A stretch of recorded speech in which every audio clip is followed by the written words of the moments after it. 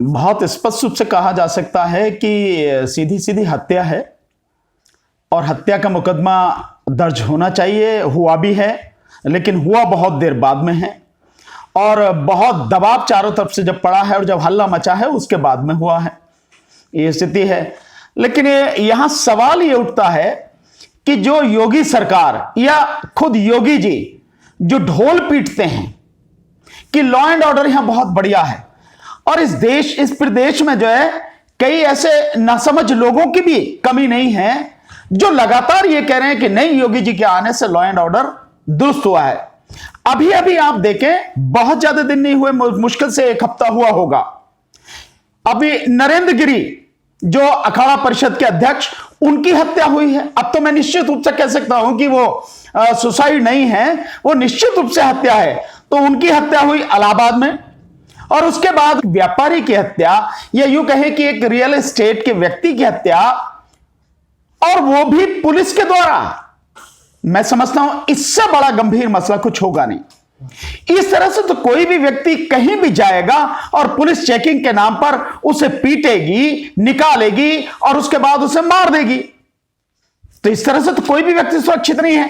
तो किस आधार पर लॉ एंड ऑर्डर की बात कर रहे हैं? और जो वीडियो लगातार आ रही हैं, जो सूचनाएं आ रही हैं, उनके आधार पर आप निश्चित रूप से यह कहा जा सकता है, इसमें कोई शक नहीं है कि उस व्यक्ति की, मनीष गुप्ता की, बड़ी ही एक कहने की बहुत सोची समझी साजिश के तहत या यूं कहो कि बड़ी निर्ममता से हत्या की गई है। एक आम आदमी की हत्या है ये, और वो भी पुलिस के द्वारा, जिस पर लोगों की सुरक्षा का दारोमदार है। तो रक्षक ही अगर भक्षक बन गए हों तब क्या कहा जा सकता है? और वैसे इसमें कोई नई बात भी नहीं है। बहुत सालों पहले, ये तकरीबन आप समझिए कि 30-35 साल से पहले की बात रही होगी, हो सकता है उससे भी ज्यादा की बात हो। इलाहाबाद हाईकोर्ट के एक जज रहे, उन्होंने बड़ा जबरदस्त कमेंट किया उत्तर प्रदेश पुलिस पर, और वो कहा कि UP police is an organised gang of goondas and dacoits. ये कहा है, मतलब ये स्टेटमेंट अगर हाईकोर्ट के जज की तरफ से आता है, और जो वर्तमान में आप सारी चीजें देख रहे हैं, और सुप्रीम कोर्ट जब बार बार ये कहती है कि उत्तर प्रदेश में जंगल राज है, 120 से भी ज्यादा लोगों के एनकाउंटर किए गए जिन पर सवाल या निशान खड़ा हुआ है, सुप्रीम कोर्ट में यह सारा मामला है। और सुप्रीम कोर्ट के रिटायर्ड जज जस्टिस मदन बी लोकुर इस बात को कह रहे हैं, उठा रहे हैं, रिटायरमेंट के बाद उठा रहे हैं, इतने मुकदमे चल रहे हैं और ये सारी चीजें सबके सामने हैं। तो क्या हाल है? आप समझ सकते हैं कि लॉ एंड ऑर्डर क्या है? कुछ भी लॉ एंड ऑर्डर नहीं है। लड़कियों की इज्जत जो है सरेआम लूटी जाती है। अभी 1 हफ्ता ही हुआ होगा, 1 हफ्ते से ज्यादा नहीं है, जिस समय नरेंद्र गिरी का मामला चला था, उसी समय नोएडा में एक लड़की को किडनैप किया गया, सरेआम किडनैप किया गया, गाड़ी में किडनैप किया गया। तो क्या लॉ एंड ऑर्डर है? सर, सवाल अब यहां पर यह उठ रहा है कि बार बार उत्तर प्रदेश की पुलिस पे ही क्यों सवाल उठाया जाता है? नहीं, उत्तर प्रदेश की पुलिस पर इसलिए सवाल उठाया जा रहा है कि उत्तर प्रदेश की पुलिस ये सब काम कर रही है। ये सारी चीजें उत्तर प्रदेश पुलिस द्वारा ही की जा रही हैं। आप देखेंगे कि मनीषा कांड हुआ हाथरस का, जिसको कल ही 1 साल पूरा हुआ है। क्या हुआ है उसमें अब तक, और क्या उसमें पुलिस का हाल रहा? डीएम का, एसएसपी का, और जो डीआईजी कौन था उसका क्या रोल रहा उनका? उनका रोल यही रहा कि परिवार के लोगों को धमकाने का, परिवार के लोगों को डराने का या लालच देने का कि जो उसकी जो है सूचना नहीं दी जाए और किसी भी तरह से कंप्रोमाइज करके रफा दफा कर दिया जाए। और पुलिस ने अपनी तरफ से पूरी हर संभव कोशिश की सबूतों को मिटाने की, और इसीलिए पूरा 4-5 दिन तक छावनी बना के रखा, किसी को आने नहीं दिया। और उसमें उसकी जो डेड बॉडी यहां से दिल्ली से गई, उस डेड बॉडी का रात में उसके माता पिता को उसकी शक्ल दिखाए बिना, उनकी परमिशन के बिना, उनकी अनुपस्थिति में तेल डालकर उसको जलाकर खत्म कर दिया गया। ये तो यूपी पुलिस का हाल है। और केवल इतनी ही बात नहीं है, एक और बड़ी मजेदार बात देखिए। इस केस में, मनीष गुप्ता वाले केस में, जिस होटल में वो और उनके 2 दोस्त ठहरे थे, उन दोस्तों के सामने पिटाई की गई, उन दोस्तों की भी पिटाई की गई। उसके बाद में जब वो बिल्कुल गिर पड़े जमीन पर, मनीष गुप्ता, उनको उठा के लिफ्ट में ले जाके, मतलब खचेड़ के ले गए, लिफ्ट में लेके गए, और वहां के बाद में गाड़ी में ले जाके एक निजी उसमें हॉस्पिटल में उनको दिखाया। उसने वहां से रेफर कर दिया, दूसरे हॉस्पिटल के लिए लेके गए। और देखिए, बड़ी मतलब इंसानियत नाम की कोई चीज नहीं रहेगी, जैसे दरिंदे होते हैं उस तरह का ये काम है। कि उस हॉस्पिटल से, जो निजी हॉस्पिटल था, वहां से जब दूसरा हॉस्पिटल रेफर किया गया, लेके भेजा गया, तो उनके दोस्तों को नहीं जाने दिया गया एम्बुलेंस में, खुद पुलिस वाले साथ में नहीं गए। और जहां जब वो पहुंची है उनकी बॉडी, तो उन्होंने, डॉक्टर ने देख के उस हॉस्पिटल में डिक्लेयर कर दिया कि ब्रॉड डेड, वो मर गया है, ये स्थिति। और उसके आने के बाद तमाशा देखिए कि होटल वाले भी इस बात में सबूत मिटाने में अंडर सेक्शन 201 आईपीसी के तहत वो भी जिम्मेदार हैं, जो होटल वाले हैं, जिन्होंने वहां से जो उसके खून था सारा का सारा, वो खून और वो सारी चीजें वो साफ कर दी गई। वो लोग भी जितने भी हैं इसमें, वो सारे होटल मालिक है, होटल का मैनेजर है, और जितने भी लोग हैं वो भी उसके साथ में इसमें शामिल हैं। ये स्थिति है। और अब स्थिति ये हो रही है कि आप देखें कि चारों तरफ से उसको पूरी तरह से घेर के। एक चीज और इसमें देखिए, बड़ी मजेदार बात है कि उसके जो परिवार वाले हैं, यानी कि मनीष गुप्ता की जो पत्नी है, उनके पिता हैं, जब वो लोग पहुंचे हैं, उससे पहले ही उसका पोस्टमार्टम शुरू कर दिया गया।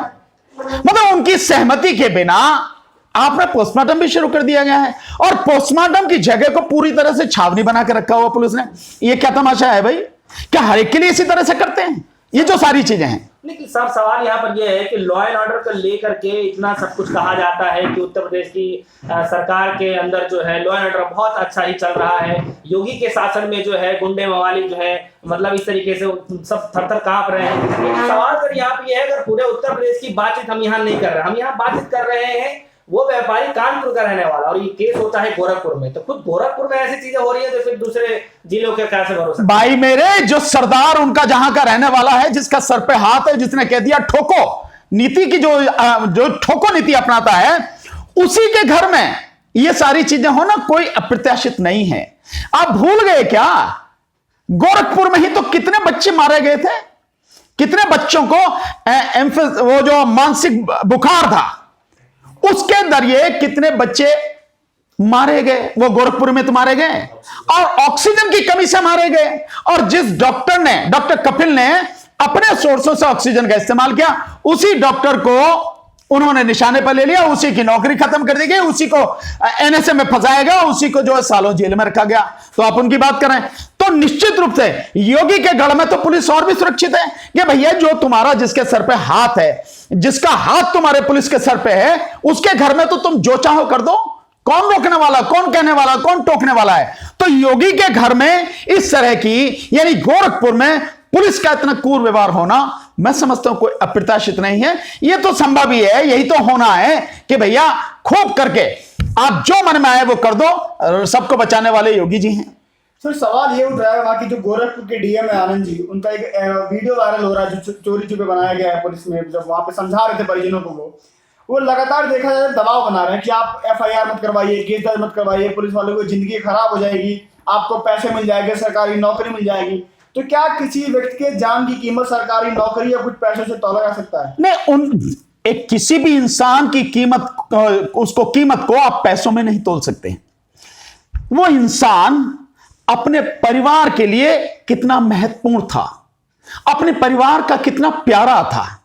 आप उसकी पत्नी की चीख सुन रहे हैं, जो हाथ जोड़ के रो रो के कह रही है कि मुझे इंसाफ दिलाइए, मेरे पति को कितनी बुरी तरह से मारा गया है, मेरे पति की हत्या की गई है और उन हत्यारों को फांसी की सजा होनी चाहिए, ये वो कह रही है। आप उसके दिल से पूछिए, आप उसके बच्चों से पूछिए, जिनके लिए वो पिता इस दुनिया की तमाम दौलत से अनमोल है।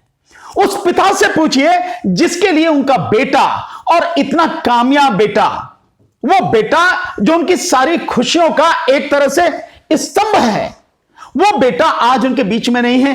क्या आप इसे पैसे से तोलेंगे? क्या आप रुपए से तोलेंगे? लेकिन बीजेपी की तो संस्कृति है, और योगी बीजेपी और इसके मुखिया हैं इस समय, आज की तारीख में तो उत्तर प्रदेश में वही सब कुछ है, उत्तर प्रदेश के मालिक हैं वो सब कुछ। तो जो वो कर रहे हैं, और वो तो कह के करते हैं कि मैं जो कर रहा हूं वो सही है, और भगवा चोला पहना हुआ है, एक सन्यासी है और एक योगी है, फिर भी उनके ये कर्म है। तो वो ये सारी चीजें कर रहे हैं, इसको किसी कीमत पर भी पैसे में नहीं तोला जा सकता। लेकिन ये सरकार जब फंसती है, और विशेषकर सरकारी कर्मचारी जब फंसते हैं, और उनमें भी विशेष रूप से आईएएस आईपीएस फंसे या पुलिस वाले फंसे, तब ये हर संभव कोशिश करते हैं कि डरा धमकाकर उसको रफा दफा किया जाए, बंद किया जाए, ताकि वो केस आगे चल ना पाए, या पैसे का लालच देखे करते हैं। यही लालच नहीं दिया जा रहा। वो जो आप वीडियो की जिसकी बात कर रहे हैं, जो वायरल हो रहा है, एबीपी न्यूज पर है, वो मैंने भी देखा है जिस तरह की बात है। और डीएम कह रहा है कि मुझे नहीं पता कि आप जानते नहीं जानते, लेकिन मैं ये जानता हूं कि इससे किस तरह के कोर्ट कचहरी में कितने सालों लगते हैं। तो ये कोर्ट कचहरी में सालों लग के क्या आप डराना चाहते हैं कि कचहरी में जाओगे, घूमते रहोगे, परेशान होगे, न्याय मिला ना मिला, क्या स्थिति रहेगी? और न्याय मिलने की उम्मीद भी कहां है? जहां घटना घटी वहां से सारा खून साफ भी कर दिया आपने, पोस्टमार्टम भी आपने पुलिस की छावनी बना के पोस्टमार्टम करा दिया। और निश्चित रूप से गोरखपुर में है, और गोरखपुर में सब लोग नतीजा देख सके हैं डॉक्टर कपिल वाले केस में। तो कोई भी डॉक्टर होगा निश्चित रूप से सरकार के बाहर तो जाएगा नहीं, तो पोस्टमार्टम रिपोर्ट भी क्या आएगी? पोस्टमार्टम रिपोर्ट भी पुलिस के फेवर में ही आएगी। और जैसा नरेशन जो है, जैसा नैरेटिव जो है, वो गढ़ा भी जा रहा है, जैसा बनाया जा रहा है कि वो नीचे गिरे, नीचे गिरने के बाद चोट लगी, और चोट लगने के बाद उनकी मौत हो गई। ये बताया भी जा रहा है पुलिस की तरफ से, ये सारी कहानियां गढ़ी भी जा रही हैं। तो सच कहां से आएगा सामने? सो निश्चित रूप से पैसे से नहीं होगा। और केवल यही नहीं, डीएम ही नहीं, उस वीडियो में साफ दिख रहा है एबीपी न्यूज वाले में कि जो एसएसपी है, वो एसएसपी भी कह रहा है कि आपके कहने से मैंने उनको जो है नौकरी से जो निलंबित कर दिया गया, और जब तक जो है वो क्लीन चिट नहीं मिलेगी, नौकरी पर वापस नहीं आएंगे, और नौकरी उनकी अब जाती रही। मतलब ये सारी चीजें क्या है? ये सारी चीजें उनको लालच देने की। और उनको भी कहा जा रहा है कि आपको नौकरी मिल जाएगी, पैसे में। नौकरी और पैसे का लालच देके आप एक इतने जघन्य अपराध को जो उन लोगों ने किया है, जो रक्षक हैं, रक्षक ही अगर भक्षक बनेंगे, आप उनके विषय में उन्हें बचाने की कोशिश। भाई पुलिस के सर पे हाथ किसका है? पुलिस इतने आपे से बाहर क्यों है? इतने बेकाबू क्यों है? गुंडों की बात कह रहे हैं कि गुंडागर्दी खत्म हो गई, और जब पुलिस ही यह बन गई हो, सारे मतलब जितने भी गुंडागर्दी जिस तरह की हो सकती है, अगर पुलिस की संरक्षण में हो रही हो और पुलिस ही वो रोल निभा रही हो, तब आप क्या करेंगे? और योगी जी ने कह रखा है, ठोको नीति अपना रहे हैं और पुलिस को खुला हाथ दे रखा। इसीलिए तो पुलिस की हालत है, पुलिस जो कर रही है सारी की चीजें। तो योगी के आने से क्या हो जाएगा? ये हर एक की अपनी सोच है, उनकी ऐसी सोच है कि योगी के आने से हो जाएगा। मैं मानता हूं कि योगी के आने से कुछ नहीं होगा। अगर योगी के आने से होता तो योगी का तो बहुत बढ़िया उनके संबंध थे, जो अभी नरेंद्र गिरी अखाड़ा परिषद के अध्यक्ष, उनकी हत्या हुई है, उसमें भी आए और उन्होंने आनंद फानंद में वो सीबीआई को दे दिया। और मैं जानता हूं, आपकी तो पता नहीं, पर मैं ये जानता हूं कि सीबीआई को देने का मतलब यह है राजनीतिक रूप से या तो किसी को फंसाना, या राजनीतिक रूप से किसी को बचाना। ये सारा काम है, सीधी सी तो ये स्थिति है। यूपी के लोगों को अब न्याय नहीं मिलेगा। यूपी के लोगों को अभी तक न्याय मिला ही नहीं है। आने की तो बात ही छोड़ दीजिए। जिस मुख्यमंत्री की नीति ही ठोको नीति हो, क्या मनीषा वाले में न्याय मिल गया? मैंने अभी बताया कि 1 साल हो गए, न्याय मिल गया क्या? पुलिस ने पता नहीं, शायद सीआरपीएफ या मतलब फोर्सेस वहां पर बैठी हैं और उसके माता पिता को लगभग कैद कर रखा है। और अब सुनने में यह आ रहा है कि वहां उसके घर के आसपास जो कूड़ा डाल के एक तरह से कचरा घर बनाया जा रहा है, उसको कहीं आने जाने की कोई अनुमति नहीं, जा नहीं सकता। वो डरा हुआ एक ही परिवार है, हाथरस में वो, और उसके साथ में यह व्यवहार हो रहा। तो कहां से कौन व्यक्ति कह पाएगा? फिर 1 साल में अभी तक कुछ नहीं हुआ है। और केवल आप इसकी बात कर रहे हैं, आप नरेंद्र गिरी वाले में देख लेना, इससे पहले भी कानपुर में एक और मर्डर हुआ था, आप भूल रहे हैं शायद, बड़ा जबरदस्त होता, उसमें भी पुलिस फंसी हुई थी, जिसमें 30 लाख रुपए के लेन देन की बात थी। आप भूलते नहीं हुए, वो भी कानपुर में ही था। ये जो स्थिति हुई है। और इसके अलावा आप क्या चित्रकूट का मामला भूल तो नहीं गए होंगे, आप लखीमपुर खीरी का मामला उसे भूलते नहीं होंगे। एक अपराध थोड़ी है, लगातार अपराधों की बाढ़ है। और शायद इसीलिए एनसीआरबी का जो लेटेस्ट डाटा है वो ये कहता है कि उत्तर प्रदेश अपराध के मामले में नंबर 1 है, जिसमें